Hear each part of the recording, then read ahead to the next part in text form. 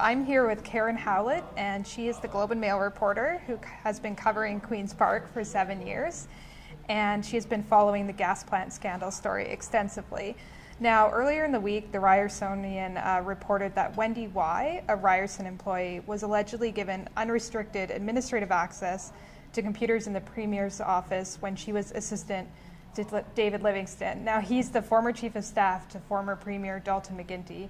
Now, her high-level password was then used to delete key government files related to the political decision to cancel the gas plants in Oakville and Mississauga. Now, police allege Peter Feist, he's an IT expert and boyfriend of David Livingston's deputy, Laura Miller, was the one to log on to the computers.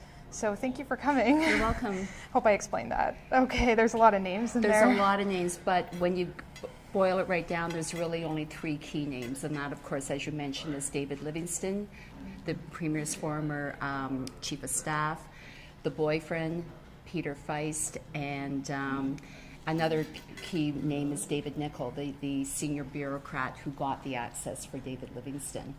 Okay, so what can you tell us about Wendy Wai's involvement in the gas plant scandal, since she's now a Ryerson employee? Yes, she's really a bit player in this. It looks like the access that gave somebody the ability to log on to all the computers in the Premier's office, the access was in her name. But she's described in the police documents released last week as somebody who was not computer savvy. And according to the testimony of a couple of former employees in the Premier's office, she was not there when these employees witnessed Peter Feist logging onto their computers. So the password was never used by Wendy, even though it was in her name. Right. So OPP Detective Constable Andre Duval, who's involved in the investigation, yes, he testified before the gas plants committee yesterday. What did we learn from his testimony?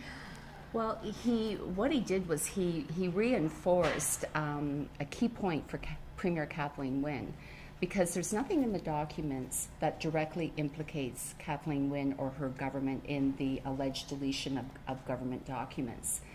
But that has not stopped Tim Hudak and the Progressive Conservatives from going directly after Kathleen Wynne, and actually going so far as to say she not only presided over the destruction of documents, she, made it happen, and there's nothing in the documents. And what the OPP officer who's leading this investigation, he made it very clear that under oath in a legislative committee that there is nothing in the documents that directly links her to this. So that was good news for her. He also, interestingly, criticized the senior bureaucrat, David Nicol, who got this special access for David Livingston, and for not describing the access properly to his boss, who's the head of the public service, that's Peter Wallace. He made it sound, according to the documents, none of these allegations have been tested in court. I should have said that at the outset. But he made it sound like this was the same kind of password that many other people in the Premier's office already had. What he didn't explain was that it would allow somebody to get onto every single computer, not just one individual computer. All right, and just to wrap up, what does this mean for the future of the Liberals in Ontario? Well, we're not sure. I mean, it's certainly, I think it's all eyes are going to be on NDP leader Andrea Horwath, because the budget comes out on May 1st.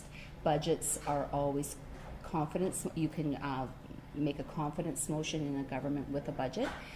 Tim Hudak's party has already said they're not going to support the budget. So it will be really up to the NDP to either to support the budget and let the government live.